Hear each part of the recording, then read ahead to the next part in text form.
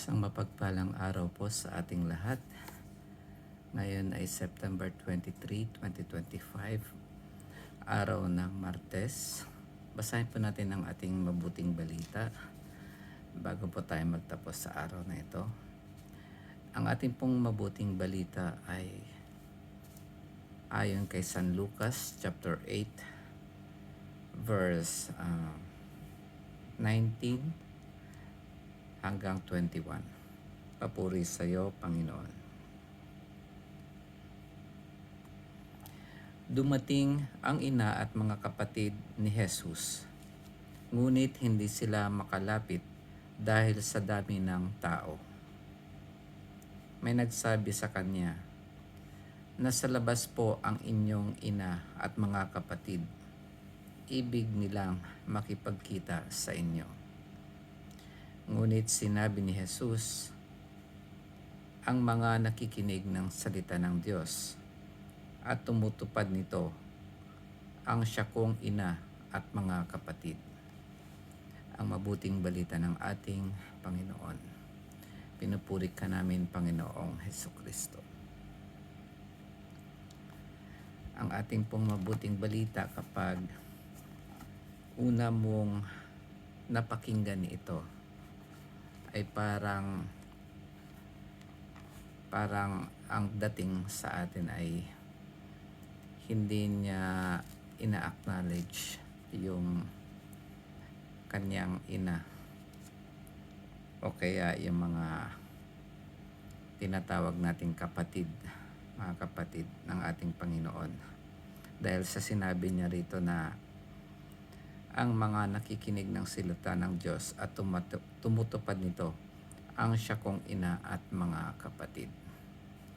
Pero hindi po yan ang ibig sabihin ng ating Panginoon.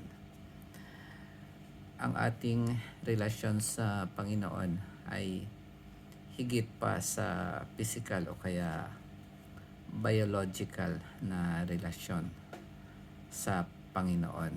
Kaya kahit hindi natin kaano-ano ang ating Panginoon, kahit hindi man natin siya anak o hindi man natin siya kapatid, tayo ay magiging kapatid ng ating Panginoon kung tayo ay nakikinig sa salita ng Diyos at tinutupad natin ito. At ang isang magandang modelo o ang tao na masasabi nating modelo sa pagiging masunurin sa kalooban ng Diyos ay ang ating mahal na inang si Maria. Nung binigay sa kanya ng mensahe ng anghel na dalang tao siya sa kapangyarihan ng Espiritu Santo. At ang sinagot ng ating mahal na ina ay, "Ako'y alipin ng Panginoon, mangyari sa akin ang iyong sinabi." So ito yung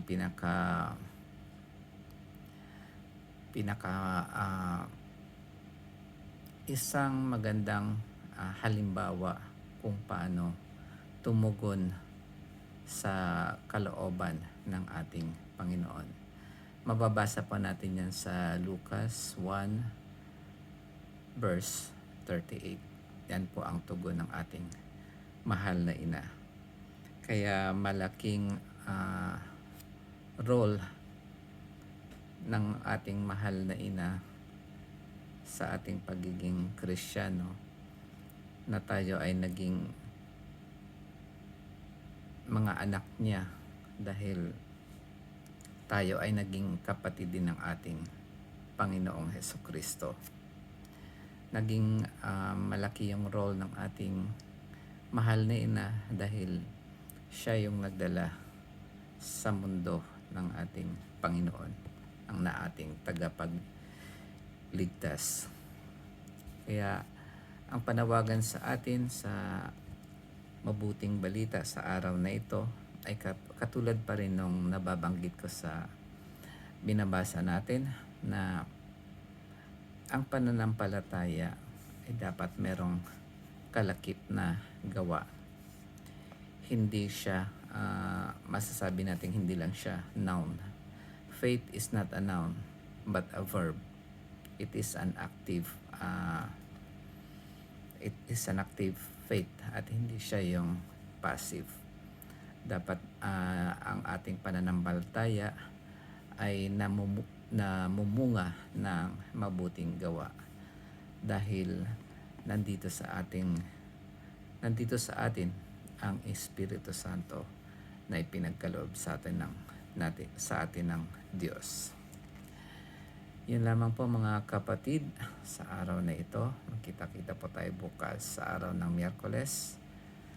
God bless.